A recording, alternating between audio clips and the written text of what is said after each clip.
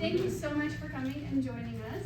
And ROC Title is very excited to have an esteemed guest today as speaker. This is Jeff Zimfer. Well done.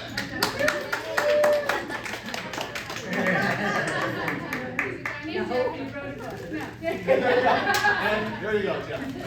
So I'm going to, because I'm not really good at memorizing bios, I'm going to read this if you don't mind. I just want to tell you a little bit about Jeff, so you know who he is, what his expertise is, what he's been doing, just so you have a little bit of background on Jeff. So this is Jeff Zimfer, and he's an accomplished professional in the real estate industry with a rich history that began in 2003. His expertise in elevating sales performance stems directly from his impactful role as a national sales trainer for Tony Robbins. So you know him. Okay. So you got to be sort of good work for him. Yeah. Where he invested years shaping and inspiring sales teams to achieve excellence. So you're all in sales, you're in the right place. As a mortgage advisor, Jeff's dedication and skill earned him a spot among the top 5% of producers nationwide. Wow. That's pretty good. He has leveraged his success into a position of thought leadership as a sales trainer and coach for some of the country's top lenders and real estate firms. I'm almost there. He did more. As an author, Jeff, he's penned 2 influential books, Instant Referrals for Mortgage Professionals and Disrupt or Die, How to Survive and Thrive in the Digital Real Estate Shift. We need that now. You all need this book. Yes. And he did say that if you participate and you're fully present and you engage in this class, you'll get a copy. Okay? So I want everyone to wake up. Oh, yeah. Do the I can same. engage really easy. I want you to engage, just yes. Okay, and so they've been essential reading for those looking to navigate the digital transformation in the real estate industry, which everyone in this room is struggling with at this moment, I know, except for Sharon. We're not struggling. Yes, his experience provides actionable insights and a framework for success. So just basically know he is a professional, he knows what he's doing, and I'm really excited to introduce him and let him tell you a little bit about what's going on with the NAR settlement, of what he's learned, how to put your best foot forward now working as a buyer's agent, the entire, everything's changing. So that's enough, I'm not gonna say another word, I'm gonna go sit down and eat my sandwich. Everybody, welcome Jeff Zimfer. All right. So thank you very much for being here. I know you guys are busy. You got a choice of where to be at this time. You chose to be here, and I am grateful for that. We're going to have hopefully some fun. We're going to participate. We're going to have a conversation, not give a presentation. Is that cool if we do that? Okay, cool. And so you all will get an opportunity to get a free book. I'll show you how. Somebody be my room. Do you want to be my reminder? I will. Okay, remind me to show you how to get the free book. You got it. Before we wrap up. You got it. The reason why I need a reminder is because as I said, I want to approach our time here today as a conversation, not a presentation, which means I'm not going to just show a bunch of slides and have you guys sit back and, zone out. I'm going to be probably bouncing between some different content that I have that's relevant to the conversation you drive. This is your time here today, your opportunity to turn this into an amazing conversation that we walk out of here with maybe some more confidence, maybe some more strategies for how to adapt in light of the NAR situation. That's what I want to do today. How do you guys think that sounds? Is that cool? Yeah. Okay, awesome. That was the first test. All right. So you came because I think this was the title. What happened? There we go. Sometimes there we go. Drops power, weak or no signal. It'll come right Give it a down. second. There we go. You came because I believe this was the title on the flyer or whatever you saw, right? Yes. Right. So who considers themselves a buyer's agent? By show of hands. Does anyone consider yourselves a listing agent? I'm both. So you're both. Who are you? Right? So I think that's really interesting. To look at, well, who are you? Like first and foremost, like who do you serve? I think is the big headline to take away from first and foremost of this, situation that the NAR we have that's coming out of that. But I guess I want to start with a question for you guys is, where do you think the biggest challenge is going to come? Let's just take representing buyers first, okay? Where are you seeing the headwinds? Where are you seeing the challenges for you in being able to adapt to what's coming for the NAR? I think learn how to sell. Learn how to sell, okay, good. Thank you, because, by the way, why do you think learn how to sell? Have we not had to learn how to sell? No, they just came and knocked on the door. Yeah. That was it. So for the last few years, it's been pretty much raining deals from the sky, Basically, yeah. right? Yeah. I mean, seriously, 2021, right? Like, Yeah, did you have to sell? so to sell.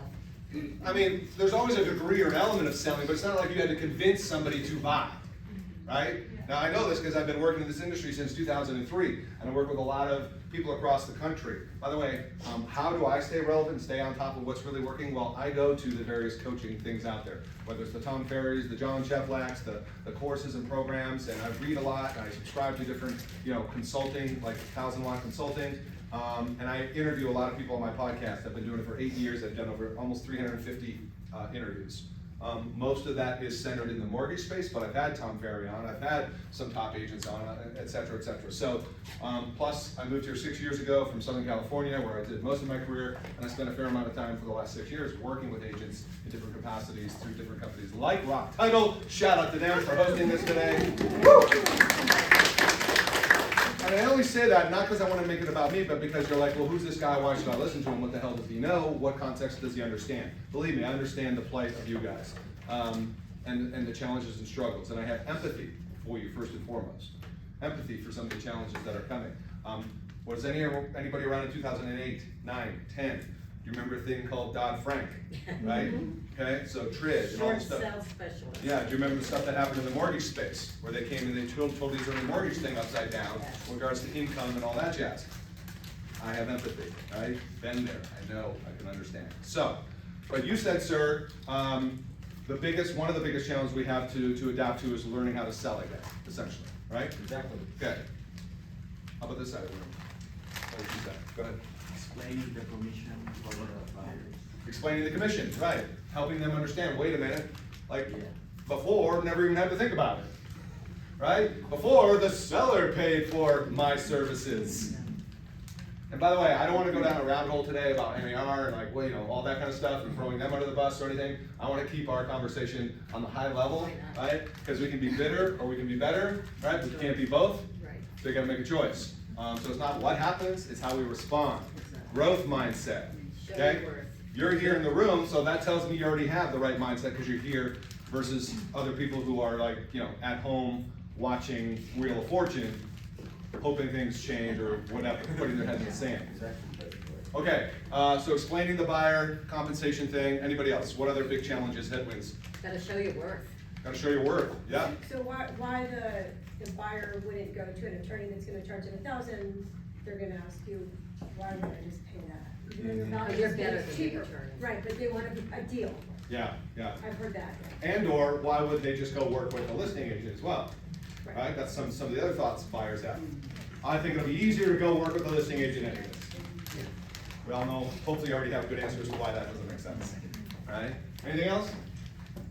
So it's, what I'm hearing is learning how to sell, explaining this whole buyer compensation thing, and establishing your worth. Right? Definitely. You're back. Okay, so if we just kind of focused on those three things and we kind of came out of here today with some solutions, that'd be good? Yep. Yeah? Okay, cool. So hopefully you have something to write on, take notes. You guys will get a copy of the slides, how's that? Cool. So anything I share with you, you can get a copy of the slides, that'll come through ROC Title after we're done. But please be empathetic to me in that I'm gonna bounce around. Meaning I'm gonna stop slides, I'm gonna get back and forth, because I really, based on what you just told me, I want to only present what's relevant. Okay, now, here's some interesting data I got from 1,000-watt Consulting.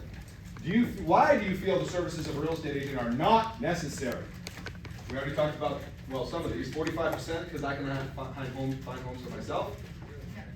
38% because it seems simpler to just work with the agent representing the seller, and because I don't think what real estate agents do is hard. I'm confident I can do it myself.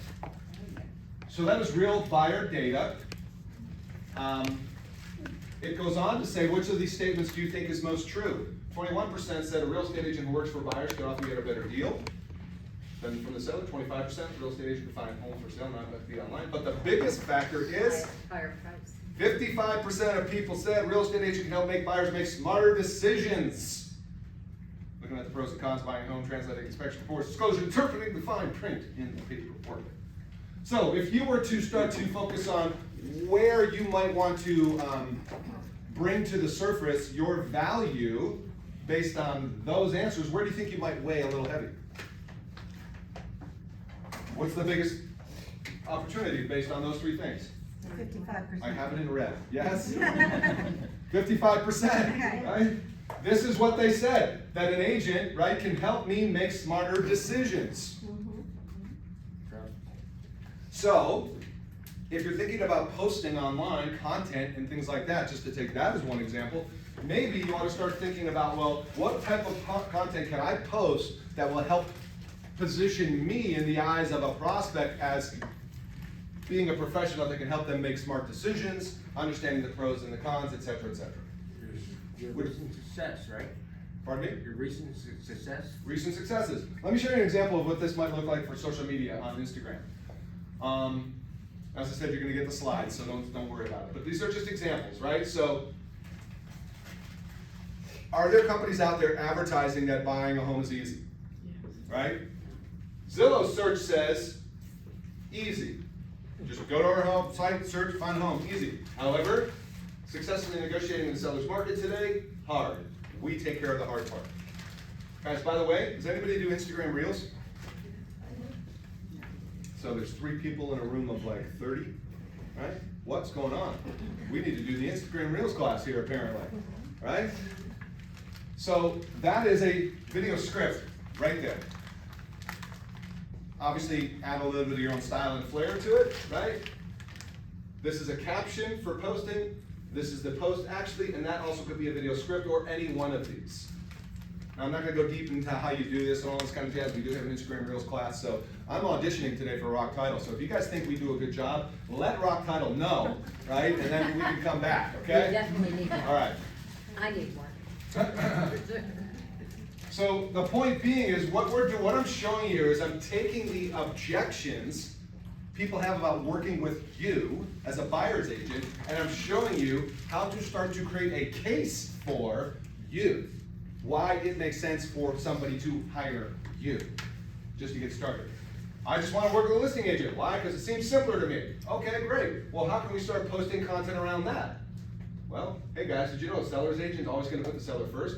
Hiring a buyer's agent ensures you get as much representation as they do from offer to close, right? This is just, again, these are just posts, image posts. You can do videos and all that kind of stuff. You're going to get a copy of the slides so you can go back and double click on these and like take your ideas away. Is that cool? Okay, cool. This is where I think we're going to spend a fair amount of our time, is the buyer consultation and agreement. But I do think what you guys said, establishing your worth, learning how to sell, explaining the buyer compensation, those are absolutely 3 big opportunities for you. Now, the other thing you're going to have in these slides, which you guys will love, I hope, is scripts. Because a lot of it has to do with what to say. What do I say about the buyer compensation thing? What do I say when somebody says, well, I think I'm just going to work with a listing agent, right? So this is a great opening question when somebody, regardless, in any situation. Can you tell me what your experience is regarding what it takes to purchase a home in the current market? Because a lot of people come in like just swinging, right? Hot and heavy, they've watched some videos on YouTube, they've seen the news, and they're like, I know what's going on, right? In the market. Yeah, and they don't want to listen to you, do they? Because they're ready for you to sell them. So the first thing we got to do is establish trust and credibility. What's your number 1 source of business, by the way? Social media. Social media? What? Referrals. Referrals, social media? Sphere, yep. So, side note, I'm just going to put those aside for a moment because I know you guys are reading the scripts. There's so much that goes into, you being able to influence a client today. That happens before you even talk to them. For example, and that's why there's like this long list of classes we can definitely do here. One example is this. You get a referral from somebody. Before they call you, what are they going to do? Research. Check you out. Check you out where? Facebook, Google. Online, right? Facebook, Google, they're going to do like the hummingbird thing and go to all the different social destinations online. Right. So, when I look you up, the question is, what will I find? Right? Huh? Good. Let's start with your presence for Google Business, your reviews on your Google Business profile. Okay? That's a whole separate class we do as well, that helps you optimize your Google business. But that's the first place to start, is there. Then your social media profiles, are they optimized? What is your content on there? Is it a graveyard, right? Or is it just you and your puppy, which is fine for the people who love dogs, but I have one I want to donate if anybody needs another. All right, he's 16, he's a Shih Tzu and whatever. I have a question. You want him? No, but I have a question. Yeah. Do you agree that on your feed it should be 80% you and 20% business? Because that's how I try to do it. Do you agree to that? I know everybody wants a real comfortable, cool, right? Well, 80, like 20. transparent, like that you're selling yourself kind of thing. What do you think on that? I think first and foremost, you gotta get clear on who you're really trying to serve, who your ideal client is, because that will be the frame through which all your content exists. So you don't agree? No, I'm saying I agree, Okay. but like a lot of people just post stuff without any strategy or context whatsoever. Okay. I'm saying start with who's your ideal client that you're trying to serve, right? And get clear on that. That's a process, and that's not an easy answer per se. But I don't know that there's a magic formula. I think too much of the just listed, just sold in record time stuff is Boring. not helping. Boring, yeah. Here's the headwinds you're up against, is that for years, the assumption, even some agents have said, well, what does it cost? Have you ever had a buyer say to you, what does it cost to hire you? What do your services cost? The first question. Is that the first question? Pretty much. What do they hear often? Free. It's free? Who said that? Right, it's free. Doesn't cost you anything. Well, if it's free, how can I value it? Right? How can I put any value around anything that's free? It doesn't matter. I'll take it, it's free. Okay. Well, the first thing we need to do is stop that narrative, number one, and start creating value around what we do. Because that's the perception, is that what we, us agents do, is easy. Why is it easy? Because that's the message we've been giving for years. Just listed, just sold, record time, multiple offers. Wow, how hard can it be? Yeah. Those Right? are good old days. But we know it's hard. Behind the scenes, there's still a lot of work you do, right? You guys work your asses off. The problem is you don't showcase it. You don't show how hard it is to do the open houses and the tours and the multiple, contracts and offers and negotiations and dealing with the pets and this and that and inspections and all that, and appraisals fall short. And yet, at the end of the day, you still help your client win. That's the journey you should be showing, right? And that's a whole separate kind of conversation. But back to what do we say, first and foremost, the next conversation you get from a buyer who's like, yeah, I was referred to you by Aunt Sally or whatever. Yeah, I'm interested about buying in this market. Okay, great. Hey, before we begin, would you mind if I ask you a question, which is, can you tell me what your experience is regarding what it takes to purchase a home in this market? That's different than have you ever bought a home? Yeah. Okay, cool. Where do you go from there? Because now you actually have to have somebody think about, well, what is your experience? And by the way, specifically in the current market. The current market isn't any market, it's the current market. The current market has its own set of challenges, right? So number one, you have context now in that person's background. Next, and by the way, this is just examples, you don't have to use all of them. What do you understand about all the steps involved to make sure you get the right house you really want, the right price and trip? And again, what do you understand? Well, I don't know. I mean, I just, you go and look at homes. I look at homes online and I make offers. Would you want to know if they think it's that simple, right? With all the changes that's happening in real estate? By the way, let's just say it's pick a name, somebody, Fred. By the way, Fred and Nancy, with all the changes happening in real estate, it's important that you understand how everything works, including how professional agents like me are compensated. Now you can decide when in your conversation you want to introduce the transition to this. Would it be helpful, Fred and Nancy, if I walked you through all the services we provide someone in your situation, whether it's a house you find for yourself online, or one that we find for you to make sure you have all the information you need? Wouldn't most people say, yeah, that's kind of why I'm contacting you, because I need some guidance. And by the way, your services are still greatly needed, right? To help people guide along this process. We just need to change the perception they have in their head, change the narrative. Would it be helpful if I walked you through all the services we provide someone in your situation? I think it's important that you say whether it's a house you find yourself online. Because has anybody ever found a house online and then not worked with you? Because they went to the agent from that house online? Yeah, so I think what I wanna do, if I'm an agent right out of the gate, is I am here to help you wherever the heck you find that house from. That is my goal. Does this make sense, Fred and Nancy? Yes, it does. Okay, great. Our next step would be to arrange a consultation so we can understand your home buying goals. This consultation typically lasts around, whatever yours is, 30 minutes or more, but we can take as much time as you need. There's absolutely no pressure to work with me after the consultation, but I'm confident you'll find the information and guidance valuable. What does your schedule look like for the next few days? What do you guys think of that? Could you see yourself using some version of that? Yeah. Right? Again, you have your own style, right? You're not gonna sound like it. No one sounds like a script, right? Now, whenever I bring up scripting and everything like that, there's always some emotions and feelings about it, and it's like, some people, who here doesn't like scripts? You don't like scripts. Why not? Why don't you like scripts? Cause I'm pretty mouthy. And I like to say what I wanna say instead of what somebody. How many people here can vouch for her that she's pretty mouthy? But I like to say what I wanna say and how I'm feeling and Exactly. how the client Yeah. is feeling. Well, So, for but- sure. But what you have up there, I could add me into it. Right, and exactly, you can add you into it, and that's the whole That point. makes sense, yeah. Because the whole point of this is what this gentleman said earlier, which is, we've never had to do this. It's just been, yeah, I wanna go look at houses.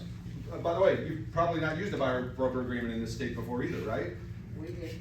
I've used it for 19 years. You have, who has not? I haven't, and I've done it. You have a long not, time. who has? Okay, so some do, some don't. So, has that been pretty easy to get, a buyer broker agreement? Yeah, Okay, the only difference now is you're gonna add compensation in there. we always did. You've had compensation in there? We always have compensation and we always ask for the additional compensation if we needed it. So what's the big deal then? Nothing's There's no changed, big let's move deal. on. Yeah. Nothing has changed. No, for me, nothing has changed because my first broker told me that I had to use it and that I can ask whatever I wanna get paid. Yeah, And I just used it since I started real estate. so what would you be asking, like a percentage? It depends, everybody's different, some people I ask, a higher, I mean, I have a fee, my fee is 3%, or if it's Mhm. a smaller property, I started in Kentucky when we were selling like Yeah. $80,000-$90,000 properties, so we were asking. But here in Vegas, you had a fee built into your buyer broker agreement? 3%, yeah. Okay, cool, does anybody else do that same thing? You have, They do. you have. So how are you reacting to the NAR thing? We're excited, let's go. What do you mean you're excited, why? Well, because I'm not afraid, so. Okay, good, yeah. Yeah, so So not much has changed for you other than, now we're gonna have properties that will not compensate. Correct. Well, there's a lot that's changed for us in the sense that majority of agents are not comfortable Right. asking for Yes. their commissions. Yeah, that's So, them, not you. as- Right, but as primarily as a listing agent, I have to work with a buyer's agent, right? Yes. Yeah, and so, I mean, we all work So together. you're gonna have to deal with all the chaos, yeah. Well, I don't like to say deal with the chaos. Well, it's true. I embrace the chaos, but. There you go, I like that. You know, Embrace the we need to learn together and work together. Yes, So we can make right. sure they get paid. Which, by the way, that's a great mindset to have, is we need to learn to work together, Yeah. none of this bitching and all this stuff, and let's just freaking call people back, and can we all work as professionals, please? Yeah. Right? Yeah. I think one of the challenges is gonna be educating sellers that are not understanding. Yeah, yeah. That they're gonna, nothing is changing. I've been talking to some sellers about it, cause they hear these different things and, oh, so we don't have to pay. I said, well, I said, it's up to you. You never really have to pay anything you don't wanna pay, Right. unless it's agreed on. I said, but, the buyer may not come and look at your house because you have Sure. to disclose that, and they're gonna have to pay, and you're not gonna pay. I said, but then when you're gonna buy, you're gonna have to pay anyways, right? So, Yeah. it's kind of like this little chain of events that happens, but I think if we can educate the sellers that it's in their best interest to continue with the system we had, Mm-hmm. and they understand what they can do or not, and that it's all negotiable, that they don't have to be fixed on something, I don't think it's that difficult. I think we need to understand that it's not that hard, and that we just need, like everybody said, have a value about ourselves, that we deserve to get paid, and I think Yeah. most agents have a hard time feeling that they need to get paid. Okay, that's cool. A good listing agent will explain to the seller just what you said. I Right, think. right. And so you're not gonna have a problem with compensation But with this, the buyers. but the seller, I've heard to someone, say that that seller, oh, you want, the seller was saying to the listing agent, you want me to pay the buyer's commission, but now I have to go buy a home and now I have to pay a buyer's commission, so it makes it be 8 or 9%, does that make sense? That's what the seller is saying, you want me to pay both sides, and now I'm going to buy another house and have to pay again, I mean, possibly. that's somebody who's very analytical and getting deep in the weeds there, but, you know what I mean? Yeah, not my words, someone else. No, I get it. Yeah. Yeah, I think, you know, the point of this is we're dealing with different people of different levels of That's a negative. of confidence Yeah, yeah, and, yeah. and skill level and Yeah. professionalism, because some agents, listing agents will just kind of like not do the best job with the clients and just go, so, do you want to pay the buyer's commission or not? You know, the buyer's agent, oh, I don't have to? You're right, the scripting or the dialogue that I'm hearing from professional listing agents is explaining the pros and cons of Right. compensating the buyer's agent versus not compensating the buyer's agent. Yeah. That's one example of that. So we can definitely like dig deeper into that, but again, who's not been using buyer broker agreements? Here, showing it's not. Okay, so about 30 or 40%. Not in Nevada. No, not yet. Pardon me? Haven't used in Nevada. In Nevada, Not but in previously. Nevada, but previously, yes. Yeah, okay, good. So you have experience doing that, which is now you just gotta bring it back. You know, the whole point of this is that, you know, they need to have an agreement with you or whoever's representing them on the buyer side ahead of time. That needs to be signed with compensation determined in advance. Like, I don't know if you guys have read the NAR filing and all that kind of stuff, and the summary that the NAR actually has on their website. I have it linked in one of my slides, which we can send it to you guys afterwards, but you all know it's very specific, like, you need to get the buyer to agree how much they need to pay you ahead of time, right? Right, change it. Okay, so that's important job number one. When they sign that agreement, they're saying, I'm gonna pay you 2 or 3% or whatever, Yeah. and they need to be in agreement that you're gonna get paid, period. Now, whether that comes from the seller or whether that comes from them, that is where there's a lot of variables going on based on your brokerage and how they wanna train you, if that's actually written into the buyer broker agreement or not, which is, you know, if seller, if the listing has the compensation and seller, blah, blah, blah, blah, right, has that factored in, then those proceeds will come from that. If not, buyer still is responsible to pay. But of course, what's gonna happen is you guys are gonna know if the buyers actually have the money to pay you or not, up front.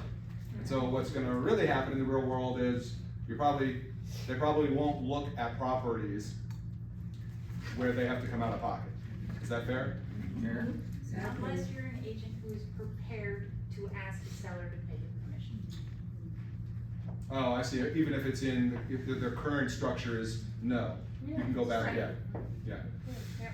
True, yeah, that'd be interesting, yeah, to get the listing agent to go back to say, now that depends on how many offers they're getting and all that Yeah, stuff but too. you don't have to be the listing agent to go back to do it. As a buyer's agent, you have a. No, I know, I'm just But- saying, yeah. on that side, the listing agent might be like, hey, we wrote it in the agreement, like, no. Right, and why get the listing agent to do it? Why not do it as a buyer's agent, since you have Yeah. a right to present Yeah, your you offer? represent the offer, you'd be right there. So that, I know, right, so that's a strong agent right there, you know? Being willing, a lot of agents wouldn't do that. And in that case, right, until they know their value, right? Right, right. Right, which you're gonna help us with. Yes, all right. So let's. So, told you this was gonna be a conversation, Yeah. all right? Now, we got some resources for you guys, that you can use or not use. This is just an example of what buyer's agent representation is, why is it important. Many of you might have seen this floating around the internet. There's like 94 things that buyer's agents do. I'm not saying it's fantastic. I'm saying what I would do for you is I would identify some of these things that resonate with you, and I would use these to highlight in your consultations or use as social media post examples. Right? Go to ChatGPT and use it to, you know, give me, you know, 10 things that buyer's agents do relevant to these things right here. My ChatGPT people in the room, you know what I'm talking about? Yeah. Okay, cool. Save you some time. By the way, NAR has some good documents too. If you are into QR codes and want to scan that, or you'll get them later in your slides, but those are direct links to go download those PDFs. If you need more reasons on why you're valuable, how about, you know, 180, 200 or whatever it is, okay? And again, I think this will help you just bring to the surface some of the ways you're valuable. All right, so why are people reluctant to sign an agreement? Accountability. Know what? Accountability. Accountability, yes. Commitment. Commitment, Might not like the agent after they deal with them. might not like the agent after, yeah. Why are you reluctant to sign any agreement? Commitment. For the money. Commitment. Yeah, the money part of it. Money part of it?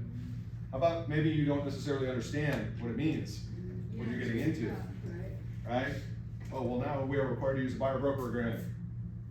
Okay, what does that mean?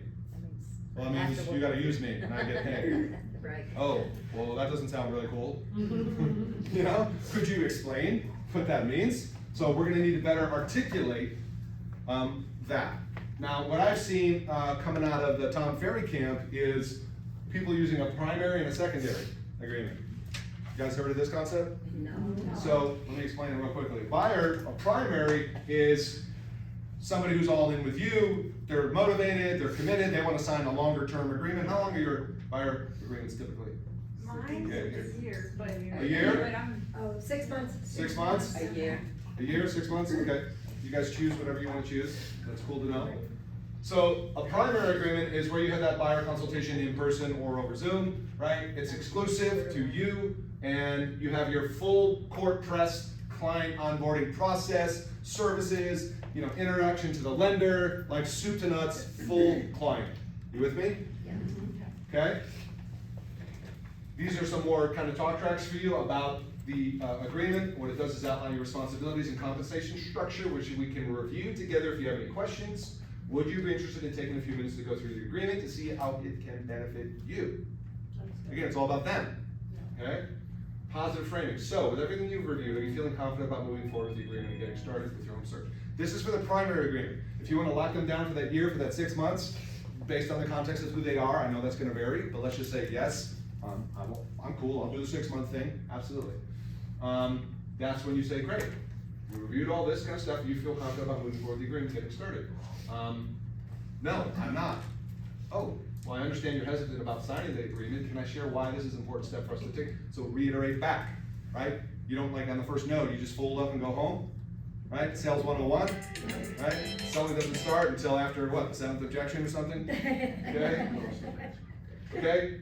This agreement ensures that I'm fully dedicated to finding your perfect home, acting solely in your best interest. For example, if we see a property with multiple offers, I can use my negotiation skills to advocate for the best price and terms. Without this agreement, I wouldn't be able to help represent you in that way. So again, I'm just trying to give you some ideas of like, why does having an agreement, I'm required by law, Mr. and Mrs. Buyer, to use an agreement, first and foremost. Yeah. Now let me explain why an agreement is useful for you, and why my representation will help you. It's these things, and all the other stuff you guys already do. Now we get into discussing compensation. Okay, I'd love the opportunity to represent you for any home we find. If you choose a FSBO or a home where the seller offers no buyer agent comp, then we'll negotiate differently than if the listing agent already has buyer's compensation built in. Perhaps that's maybe where you can go back and go, okay, so there's no seller comp, but I can go back to that listing agent and say, hey, we got a hot buyer, they're awesome family, they'd be great for the neighborhood, right? Would you reconsider, for example? This is where you can now get into, you guys have already done this, you already know how to say this. Many times sellers will offer a buyer's agent compensation. In today's world, you're probably gonna explain something like this. So, I don't know, who's been explaining the NAR situation with the buyers? Have anybody talked specifically about that? What have you said? Well, I just asked them, because they asked me, oh, so what is happening with the NR? Yeah, because they've heard about it on the news or whatever. Yeah, you know, because a friend said, oh, I heard that realtors are not gonna get paid. Yeah. And I said, well, you know, this is a very good friend of mine in Denver. I said, well, I said, I don't think that's gonna happen, because we still have to pay our bills. Right. But, you know, but I just explained to her, I said, you know, there was a lawsuit, and I just go explaining what happened, the settlement. And I said, however, I said, you know, it's gonna continue being we're discussing the compensation that has to be more visible, more whatever. More transparent. More transparent, Mm-hmm. and they just don't want that we put that on the MLS. There's still gonna be compensation, the listing agent is gonna still pay Sure. the buyer's agent, and the seller will probably still give some compensation to the listing agent to cover for the buyer's agent. However, they're not required to give Yeah. any amount, everything is negotiable like it's always been.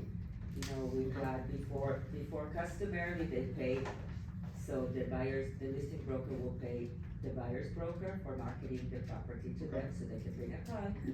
And I said, but you know, so this is something that is all negotiable, we can discuss that as necessary. Yeah, so you guys are gonna have your own version and style of engaging with. Anybody else wanna comment on that briefly? How you've been responding to the buyers on the NAR situation? Anybody? Bueller? I haven't had it come up, Pardon me? it hasn't come up. No buyer has brought it up. How have you injected it into the conversation? Why would I do that? Because coming August, you'll have to, I'm just, I already have a BBA, I already presented, so for me. it's right, not so a but big you're not deal. putting the comp in there yet until August when it officially comes down. I don't necessarily know that it's that much different from what I already do, for the people who are already using a BBA. Yeah. How is it different? Now you have to actually have compensation in your BDA. But it's always been there before. No, it's been optional, It has? yes. Not in Nevada? No, it hasn't. Well, how come people are raising their hands saying they haven't used a buyer broker agreement? The BBA is optional, compensation in it is not optional. So if you're gonna use one, you have to have compensation in it. So you're telling me, when But your I bought my Jeff, house but here, your in- compensation could be zero. Yeah, Oh, yeah, it could be, Okay. but I haven't, yeah, I guess you're right, it could be zero. or you I don't have to haven't- put anything You- there, you- you know, and then just accept whatever. no, there has to be is. compensation in there. Yeah, It there has has to to say be, or specifically it's not a legal what your contract. compensation will be for representing that buyer. The percentage or flat fee amount. Yeah. It What's the has- point of having one if you're not putting the number in there? That's, I mean, we've always put numbers in there, so that's Right. all we know. Yep, Yeah. okay, so everyone has done that. You've had a buyer broker agreement that has said you will be paid 2%, 3%, or a flat fee. Yes, Very few. yeah, But we're I the ones who think- use it, some of Not them too The don't. ones that use it. Well, that's what, I'm hearing two different stories. Yeah. Have you or have you not? Isn't she a listing agent? Have You're a raised their listing hands who agent, have right? used I'm one. talking about buyers. I know, but I still want to know I what have, she's very so knowledgeable. I do a lot of training, that's Yeah. there. So I've always used my buyer broker agreement for 20 years, since day Yeah. one.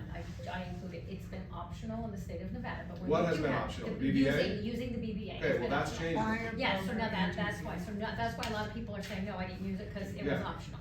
I always chose to use it, and on the Yeah. very first page, it asks for compensation. I myself have always put 3 to 4% in there, and I explain to my buyers when they're signing it, this is the percentage that I get when, compensation for when it represents you as a buyer. Now, I could show you homes that offer more or less compensation, but just understand I will be getting at least this percentage. So when we write it now, it's minimum percentage. Come August, that will be the maximum percentage that we can get. Yeah. So that's, and so it's gonna be mandatory in August for all of us to use this form, but right now, it's not mandatory for anybody to use Right. the form. Yeah, Just not a yet. handful of us agents have It will used be. it. And so the easy thing about that was they would just look at it and they go, well, like, if they asked you how they get paid, but most don't, right? How many people ask you, well, how do you get paid? Well, when Do I have to pay you? Yeah, when I present it to them, I say, I explain it all, all Yeah. 3 pages, and so when I say, my compensation is 3%. So, Yeah, coming from the, yeah, and I say, generally, in the state of Nevada, it comes from the seller, Right. but not always, so if they do decide to offer less than this compensation, that will become a buyer cost. okay, At that point, you can decide if you would like to see that property. yeah. So I think that's a good kind of explainer right there. I think the only, you know, you guys are gonna have to choose what you wanna do. I'm just thinking if I was doing this, you know, I would probably wanna clarify that my compensation, you kinda said it right there, may or may not come from the listing agent. We may look at homes that do not provide the compensation from the sale of that home, that would be required to come from you. And then when it comes up in their search, I'll set their search, cause back in the day, we used to have Yeah. a little button that could say compensation button, Right. and we'd say just show them the 3% or more, or whatever.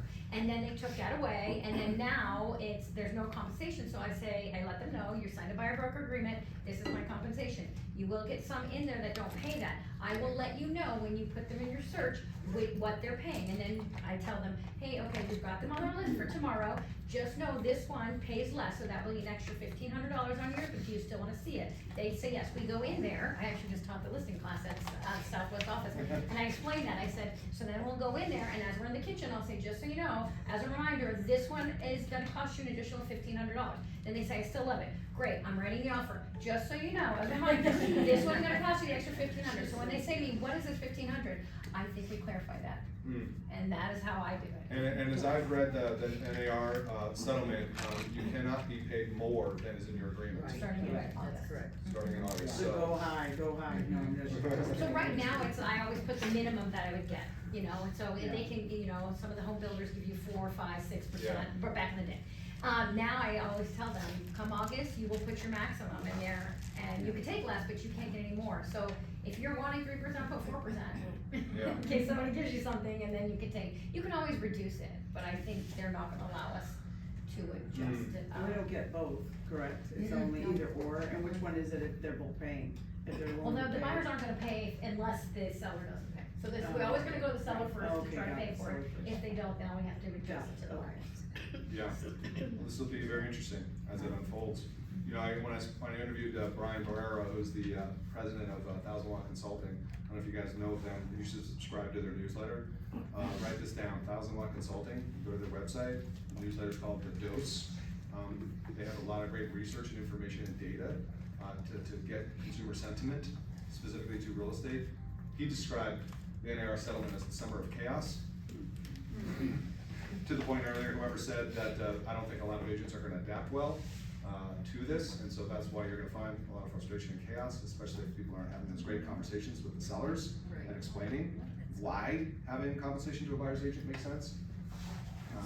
Let alone some of the challenges where people just don't respond to them. You know, part of the problem is now you gotta call and see, is there any buyer compensation? Right. You know what I mean? That just puts extra hair on everything. And they can lie to you and, you Yeah, know, well. And then it's and in a- not pay it. And it's in a You sense know. steering kind of. Well, yeah, I didn't even wanna go there.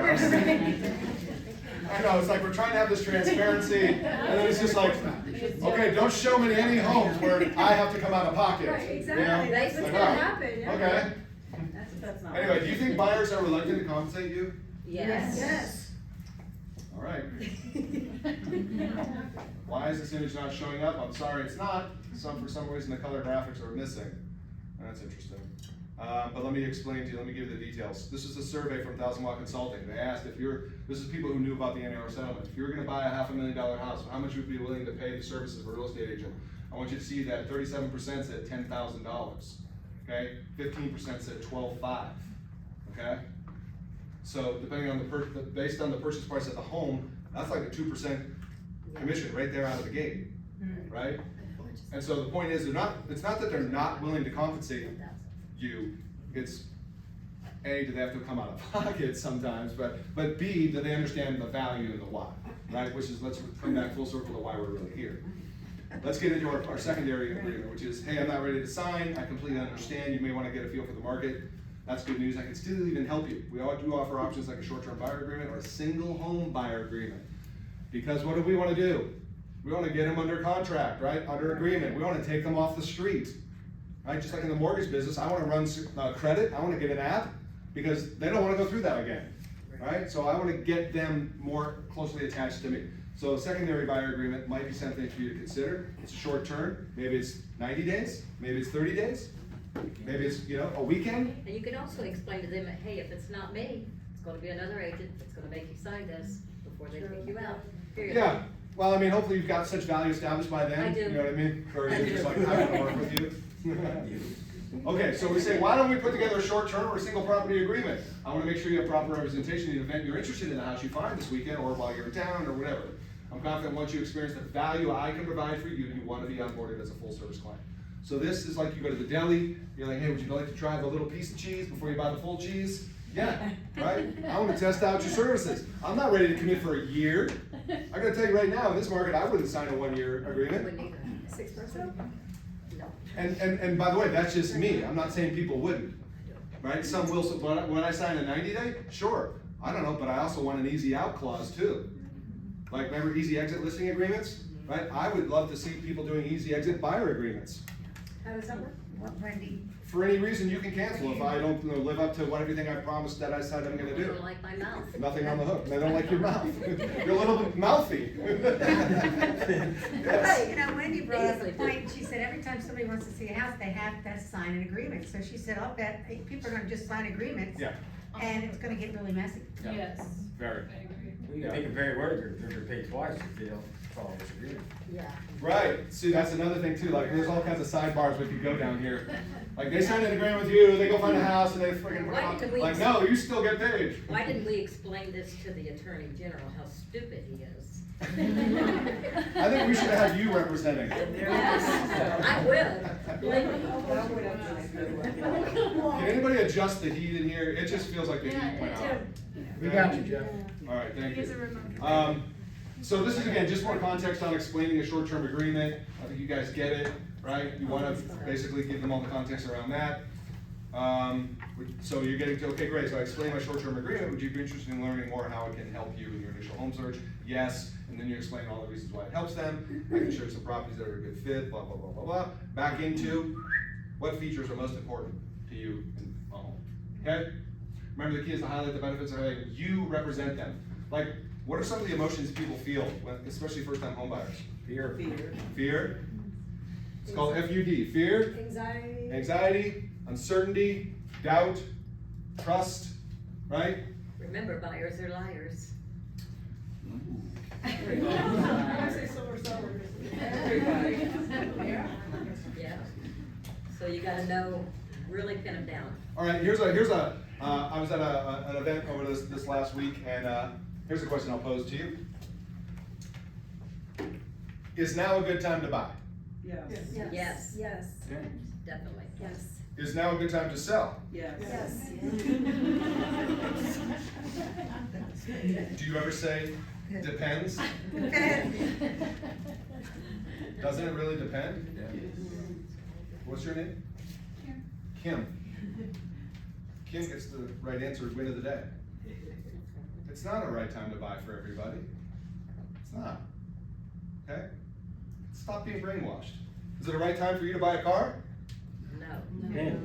Depends. Yes. Do you need a car? Are you walking everywhere?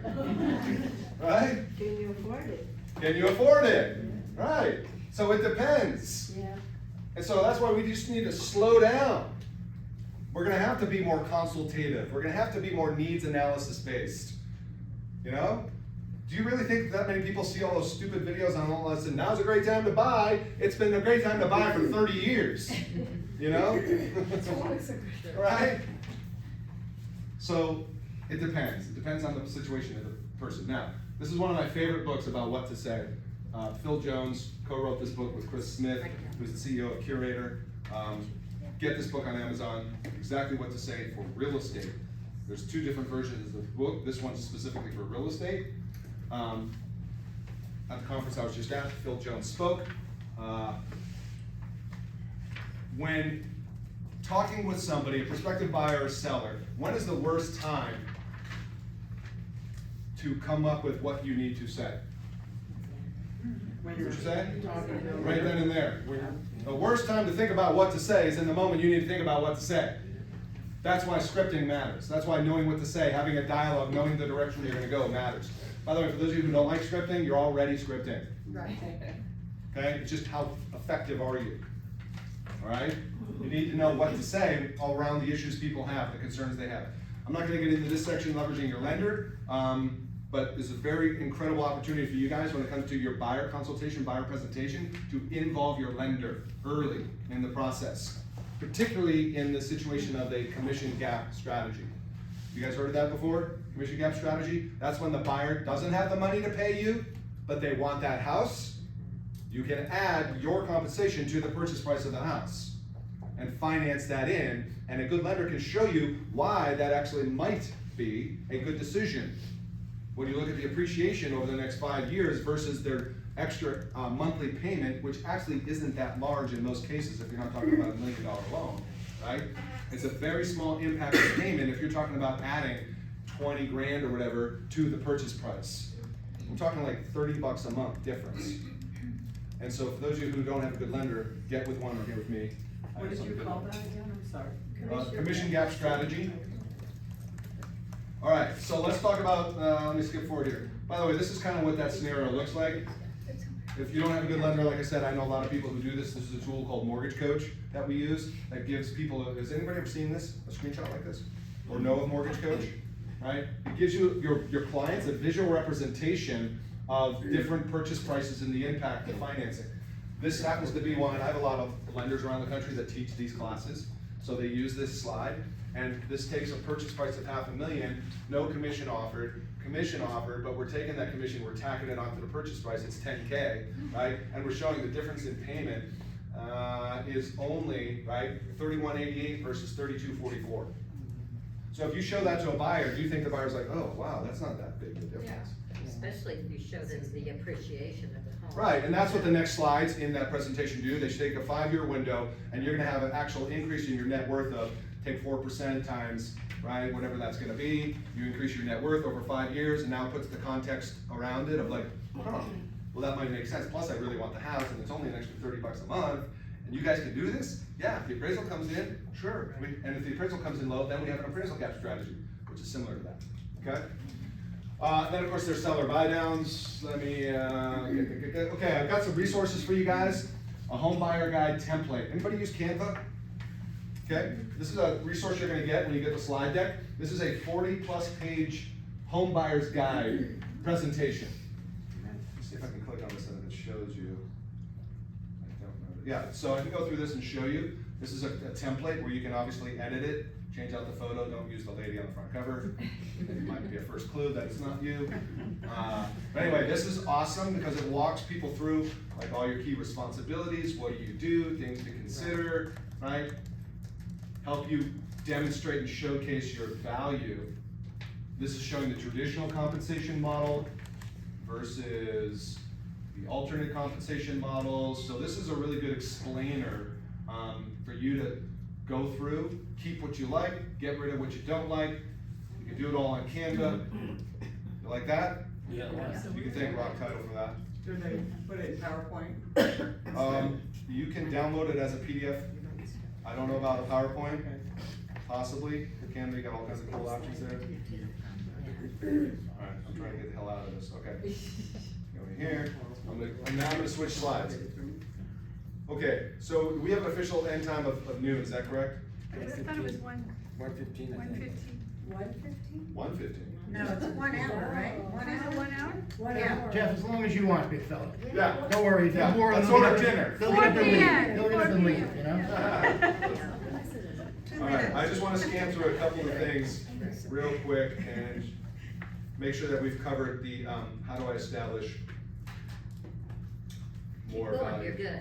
Pardon me? Keep going. Keep going? You guys liking this content so far? Yes.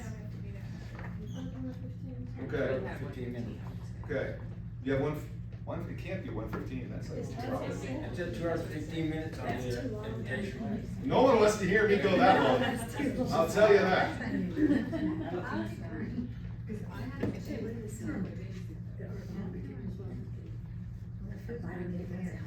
Okay.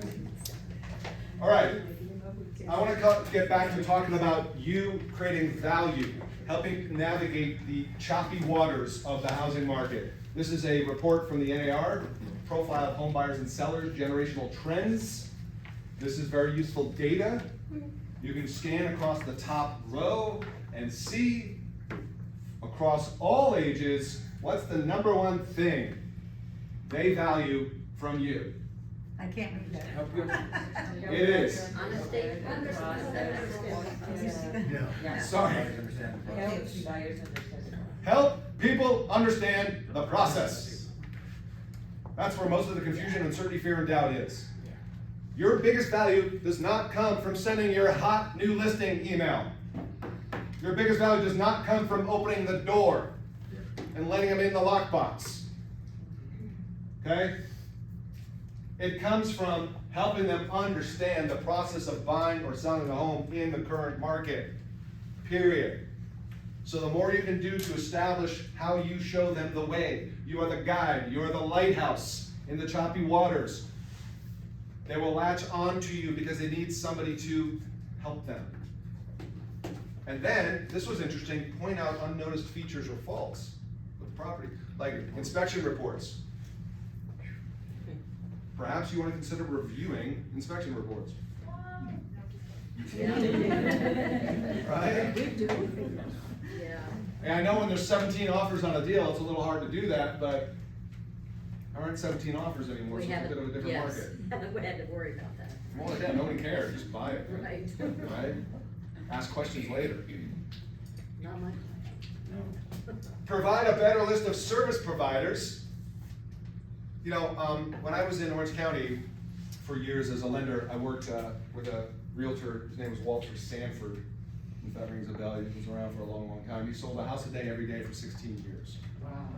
He was a trainer in the McCary organization and all that kind of stuff, and I used to have him come out and speak to my realtors. When I would host a class like this as a lender, I would have Walter come out and speak. And one of the things Walter, he's a great marketer. Walter taught me to use these firecracker tubes. He used to send these letters to people that were inside a red firecracker tube with a little wick on the end of it. And put a label on the outside of it. He would send it to like targeted areas in his neighborhood and sellers and all this kind of stuff. And I started using that marketing to realtors. It was pretty funny because if a realtor didn't respond to that letter, I would take the exact same lender, crumple it up, and put it in an envelope and resend it to them with a handwritten thing. I noticed, hey, I noticed you know, this was in your trash. Thought I'd resend this to you.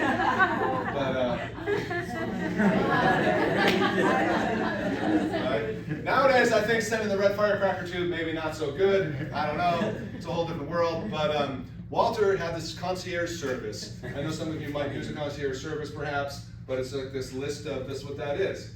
List of service providers, concierge, right? Utilities, home inspector, home warranty, insurance, lender. I mean, you name it, right? You guys, you get what I'm saying? All the services people are going to need when they come and move to another area. Hey, by the way, by listing with me, by going with me, buying with me, right? You're going to get my whole entire list of pre-approved people you're going to need. Oh, wow, that's cool. That's kind of like Ritz-Carlton, right? When you walk in, you're like, oh, you know, here's the concierge, here's the massage, here's this, here's that.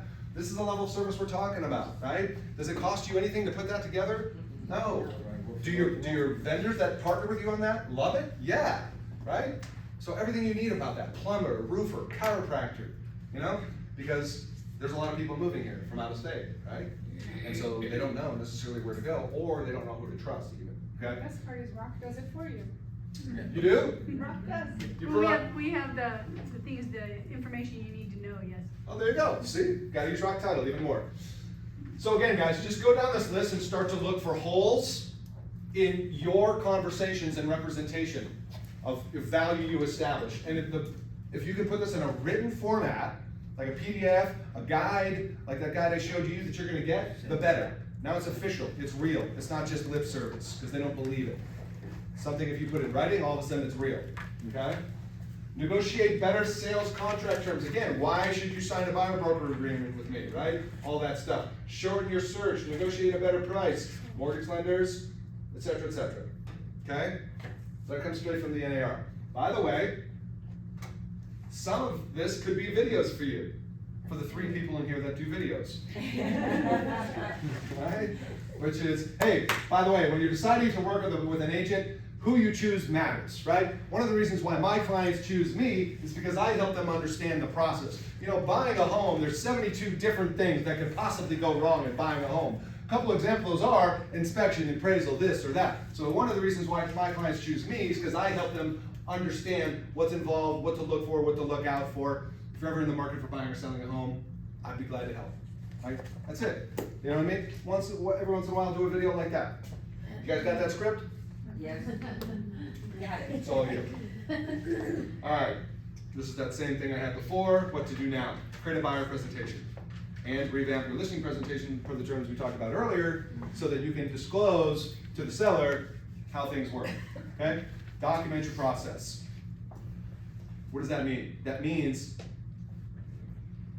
if you have it in writing and you can slide that process. I've seen this look like infographics with the map, right? And the winding road. You guys have all seen that. You can create those on Canva. Here's the process from start, the home buying journey, right? Yeah. How many steps along the way? Here's our process at the ABC Realty team. Okay? Now, I want to give you a couple of quick ideas and let's wrap up. How you can generate some business. You can do a text, call. Hey, you have 2 minutes for a quick business related call? Have you seen some videos regarding the NAR settlement, some changes? Just call and see what you may have heard and what questions you may have that I can help with. Some people I know don't call their past client database, right? Shocking. Or maybe have you generated, no, let's not do that. I was gonna say leads. Focus on, do you guys have past clients? Okay, a few people do. Do you have a sphere of influence? Yeah. Okay, is it in a database? In a CRM? You know what a CRM is? It's not Excel. Okay, it's not a Word doc. right? Are you sure? What is our number one activity for us as real estate agents to generate business?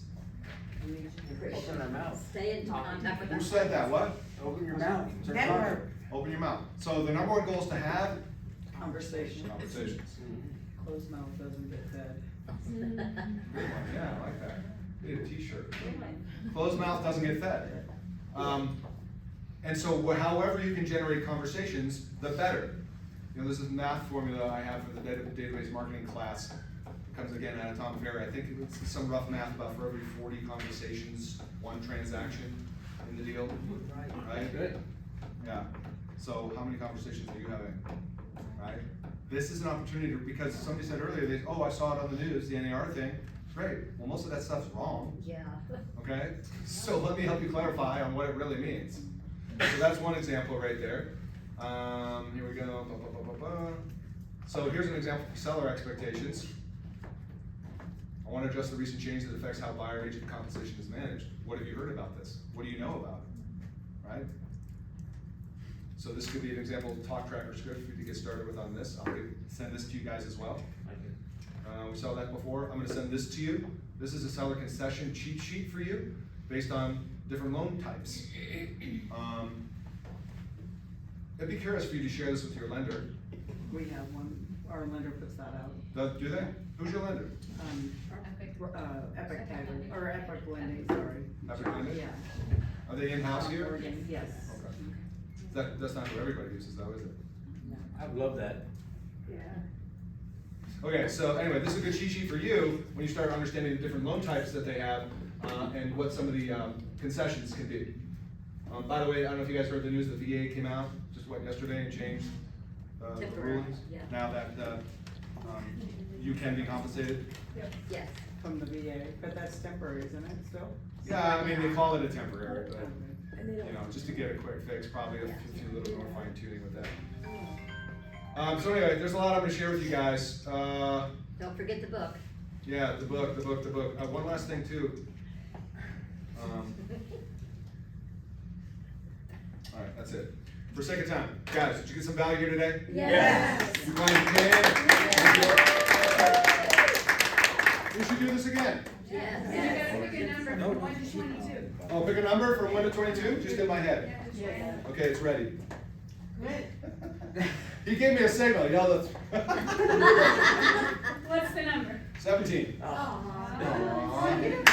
Evelyn Torres. Evelyn! You get a swag bag. Tell her what she's won. Oh my gosh, you get a t-shirt, mouse pad, notebook, some kind of stuff. Thank you. All right, guys, I'm officially done. Thank you for being Thank here. you. I'm gonna hang out with you. Oh, I thank you. reminded you. So you You forgot. You reminded me. How do we get the book, I Jeff? want the one you have.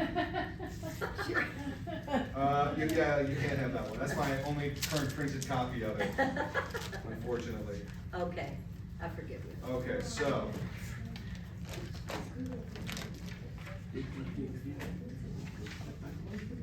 Can you write down the URL? I mean, I could do a QR code as well, but you can just write down the URL, right? Write it down. Okay, so the URL is get, disrupt, or die.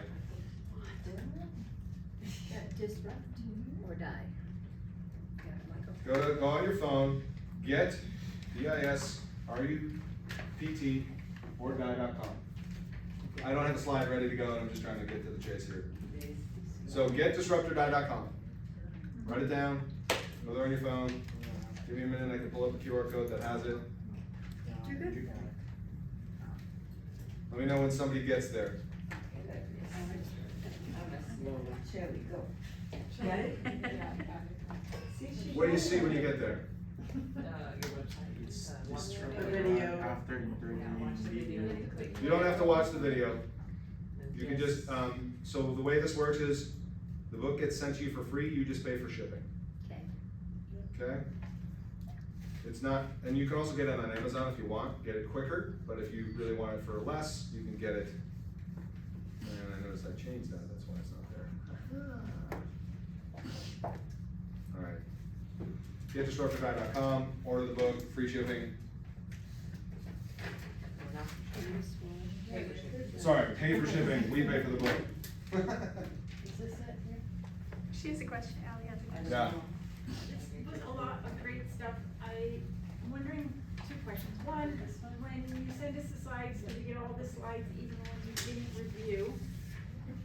Because that leverage your lender, I have a feeling we're really missing out, by skipping that. And I suspect there's a ton of value in that. That helps us also become our value. I know that we're only as good as our team, and so, yeah, I want that. How do I get that? The leverage your lender Come back, slides. maybe? Pardon me? Maybe you come back? Yeah, I'll definitely come back. I mean, I've got 20 different classes. Wow. We're coming back in 2 weeks, guys. Oh, yeah? Yeah, we're off for next Wednesday for the June 19th. What do we do? We're doing 2 weeks. We're doing, The video for $11 million and. oh yeah. So in 2 weeks, I'm gonna be doing this, I got this idea from Jimmy Burgess in Florida. You know Jimmy Burgess? Yeah, really cool guy, does very successful with Berkshire Hathaway in Florida. He did this video CMA strategy, unsolicited video CMA, where he did 72 CMAs, I think, or 90 CMAs over 72 days. At the end of that time frame, he listed 11 million and sold 9 million. Wow. And the way, one idea, it's just one video that you send to your past client database, your sphere of influence, or open house leads and things like that. As long as you have their property address, you can send them this video using Google Earth and a pretty cool like video voiceover thing using BombBomb or Loom or something like that. And this one class, this one idea that we teach has been very, very popular because it gets conversations. I have the Realty Ray team that I worked with here a couple of years ago, Carly Ray. She did it, she got listings out of it. So in 2 weeks, we're gonna just show you that one idea. It takes 20, 30 minutes to show you that. All right? There's that. Leveraging your lender slides. Yeah. I'm just trying to think if there's something else to cover for you in there. I mean, I'm happy to stay and just talk to you directly about that too. But I mean, the bottom line with the lender is like you should be incorporating them, and you very well may, early in your process, right? Teeing that up is a key part of, like you said, we're only as good as our team. We've got the right mindset, and I think, by the way, there's a stat that shows from 1000 Watt Consulting, even when a buyer shows up with a quote pre-approval from some other source, 50% of the time they go with the lender the agent recommends. Because I remember Walter Sanford, what he wanted was iron-fisted client control. He didn't want to risk his clients going to some lender he didn't know. Matter of fact, back then in the day, we used to write into the contracts that buyer is to be pre-approved by, right, Walter Sanford's lender of choice. After which time, buyer is free to use any lender they want. But it just allowed Walter to control, hey, this transaction, if my lender says he's good to go, then I'm cool whether they use him or not. I don't know if you guys have ever done stuff like that, right? Yeah, In your contract? we used to do it here Yeah. before, I started before, but what I do, especially if I get somebody that brings a buyer with like a Wells Fargo or Chase or something, I have them to be approved with my lender, because Yeah. I have such bad experiences with the bank, that I want to make sure that we close the deal one way or another. And that's something that agents that I've worked with before, some people like it, some people don't, you know what I mean? Depends on the buyer or who the listing agent is on the other side. Because if you respect and know the listing agent, then you're like, no, I trust her, you know, all that stuff. But it's just an interesting way to control the transaction a little bit more. I think it does. Yeah. With certain lenders. I think really back to the lender thing for a moment is that when you work with a really good lender, you know, obviously they can, I'm just a big believer that a lender should be a financial advisor, like they should be advising the client on the benefits of purchasing a home to their wealth, not just here's your payment. And they should be running what we call total cost analysis, which is showing 3 or 4 different scenarios in a graphic element like I showed you, that allows them to look at the different options, because it's not about the lowest interest rate, it's about it's the lowest total cost, right, and the right loan for you at the right time. But in that gap commission coverage or whatever you called it, the property still has to appraise. Right. It has to appraise. Yes.